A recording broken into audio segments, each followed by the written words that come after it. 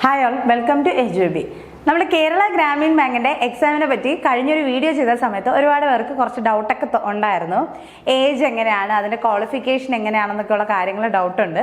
അപ്പോൾ ഈ ഒരു വീഡിയോയിൽ നമ്മൾ അതിനെ പറ്റിയാണ് ഡീറ്റെയിൽ ആയിട്ട് പറയുന്നത്. അപ്പോൾ കേരള ഗ്രാമീൺ ബാങ്ക് എന്ന് പറയുന്നത് കേരളത്തിന്റെ റീജിയണൽ റൂറൽ ബാങ്കാണ്.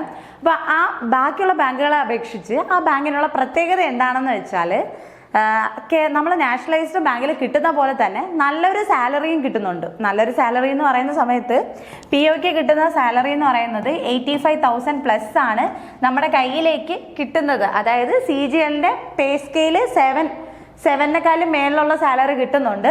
ക്ലർക്ക് വരുന്ന സമയത്ത് 50,000 പ്ലസ് എന്ത് ചെയ്യുന്നുണ്ട്, കയ്യിലേക്ക് കിട്ടുന്നുണ്ട്. അപ്പോൾ ഈ ഒരു അതുകൊണ്ട് തന്നെയാണ് കേരള ഗ്രാമീൺ ബാങ്കിന്റെ ഒരു ഇമ്പോർട്ടൻസ് വരുന്നത്. കാരണം അത് നമുക്ക് നാട്ടിൽ തന്നെ വർക്ക് ചെയ്യാനായിട്ട് സാധിക്കും. നോർമലി ബാക്കിയുള്ള നാഷണലൈസ്ഡ് ബാങ്ക് ആണെങ്കിൽ നമുക്ക് POയുടെ പോസ്റ്റ് വരുന്ന സമയത്ത് ഇന്ത്യക്കകത്ത് എവിടെ വേണോ നമുക്ക് വർക്ക് ചെയ്യേണ്ടി വരും. പക്ഷെ കേരള ഗ്രാമീൺ ബാങ്ക് വരുന്ന സമയത്ത് നമുക്ക് കേരളത്തിന്റെ അകത്ത് തന്നെ നമുക്ക് എന്ത് ചെയ്യാൻ പറ്റും, വർക്ക് ചെയ്യാനായിട്ട് സാധിക്കും. അതായത് ഹൈ സാലറിയുമാണ്, ലോ വർക്ക് പ്രഷറാണ്. വർക്ക് പ്രഷർ എന്ന് പറയുമ്പോൾ നാട്ടിൽ നിൽക്കുന്നതുകൊണ്ട് മാത്രമല്ല, ബാക്കിയുള്ള നാഷണലൈസ്ഡ് ബാങ്കിനെ സംബന്ധിച്ച് ടാർഗറ്റ് ആയാലും വർക്ക് പ്രഷർ ആയാലും 1% എങ്കിലും കുറവുള്ളതാണ് കേരള ഗ്രാമീൺ ബാങ്ക് എന്ന് പറയുന്നത്. അപ്പോൾ നമ്മുടെ ഒരു ഡ്രീം ജോബ് തന്നെയാണ് കേരള ഗ്രാമീൺ ബാങ്കിന്റെ ജോബ് എന്ന് പറയുന്നത്. അപ്പോൾ അതിനെ നോട്ടിഫിക്കേഷൻ ഫസ്റ്റ് പ്രിലിംസ്, POയുടെ പ്രിലിംസ് നവംബർ ആകുമ്പോഴത്തേക്കാണ് നടക്കുന്നത്. ക്ലർക്കിന്റെ പ്രിലിംസ് വരുന്നത് ഡിസംബർ ആകുമ്പോഴത്തേക്കാണ് വരുന്നത്. സോ നോട്ടിഫിക്കേഷൻ ജൂലൈ ഓഗസ്റ്റ് ആകുമ്പോഴത്തേക്ക് നമുക്ക് എക്സ്പെക്ട് ചെയ്യാം. അല്ലെ may be July August or August September ആകുമ്പോഴത്തേക്ക് എക്സ്പെൻഡ് ചെയ്യാൻ പറ്റും. അപ്പോൾ അതിൽ നോക്കേണ്ട ഒരു കാര്യം, ഇപ്പോൾ ഡിഗ്രി കഴിഞ്ഞവരായാലും ഇതിലുള്ള ഒരു അഡ്വാൻറ്റേജ് എന്ന് പറയുന്നത് ടൈം ഉണ്ട്, നമുക്ക് പഠിച്ചെടുക്കാനുള്ള സമയം ഇനിയും കിട്ടുന്നുണ്ട്. ഒരു 6 മാസത്തെ സമയം കിട്ടുന്നുണ്ട്. സോ നിങ്ങൾ ബാങ്ക് എക്സാമിലേക്ക് നോക്കാൻ ആഗ്രഹം ചെറുതായിട്ടെങ്കിലും ഉള്ളവരാണെന്നുണ്ടെങ്കിൽ ഈ കേരള ഗ്രാമീൺ ബാങ്കിന്റെ എക്സാം അപ്ലൈ ചെയ്യണമെന്ന് തന്നെയാണ് ഞാൻ പറയുന്നത്. നിങ്ങൾ അതിലേക്ക് ഒരു കോഴ്സ് എടുക്കുക, അപ്ലൈ ചെയ്യുക, നിങ്ങൾ പഠിക്കുക. അപ്പോൾ അതിന് എന്തൊക്കെ ക്രൈറ്റീരിയ നോക്കാം.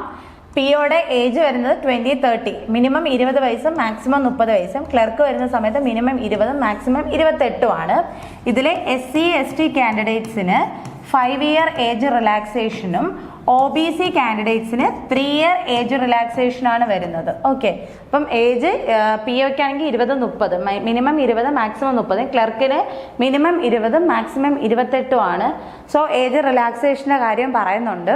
അപ്പോൾ നിങ്ങളിപ്പോൾ ഫ്രഷറായിട്ട് ഡിഗ്രി കഴിഞ്ഞവരാണെങ്കിലും ഈ ഒരു എക്സാമിന് വേണ്ടിയിട്ട് നോക്കുക. നിങ്ങൾ ജസ്റ്റ് ഒന്ന് ട്രൈ ചെയ്യുക, നിങ്ങളെ കൊണ്ട് അത് സാധിക്കും.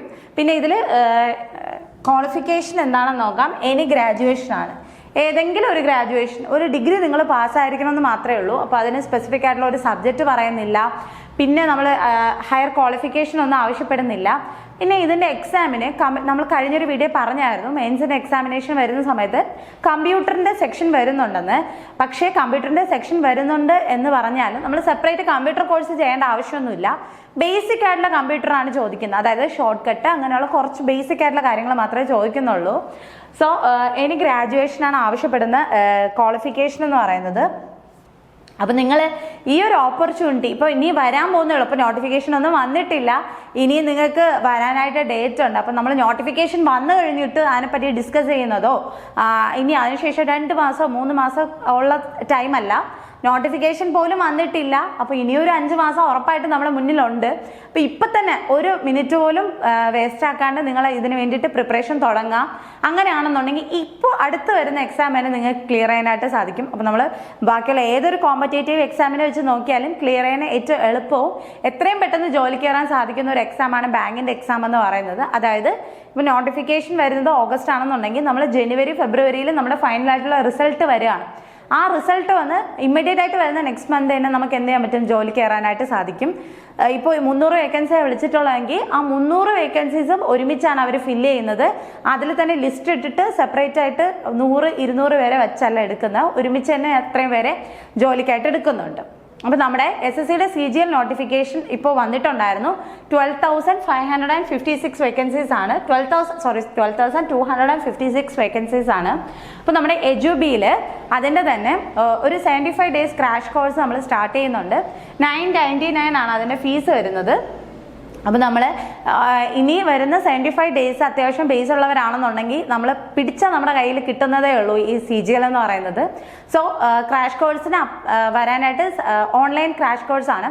അപ്പോൾ അതിന് ജോയിൻ ചെയ്യാനായിട്ട് താല്പര്യമുള്ളവർ ഈ താഴെ കാണുന്ന നമ്പറിൽ കോൺടാക്ട് ചെയ്യുക. അപ്പം ഇത് കോമ്പറ്റീഷൻ നിറഞ്ഞൊരു വേൾഡാണ്. ഒരു ജോലി എന്ന് പറയുന്ന എല്ലാവരുടെയും ഡ്രീം തന്നെയാണ്. അപ്പോൾ നിങ്ങളൊരു സക്സസ്സിൽ എത്തിക്കഴിഞ്ഞാൽ നമ്മുടെ ലൈഫ് സെറ്റിലാവും. നമുക്ക് പിന്നുള്ള ലൈഫ് നമ്മൾ തിരിഞ്ഞു നോക്കേണ്ട ആവശ്യമില്ല. ആ ഒരു ക്യാഷ് തന്നെയാണ് ഏറെക്കുറെ എല്ലാ പ്രോബ്ലത്തിൻ്റെയും സൊല്യൂഷൻ എന്ന് പറയുന്നത്. സോ നിങ്ങളുടെ എല്ലാവരുടെയും വിജയത്തിനായി പ്രാർത്ഥിക്കുന്നു. നെക്സ്റ്റ് ഒരു വീഡിയോ കാണാം. Thank you.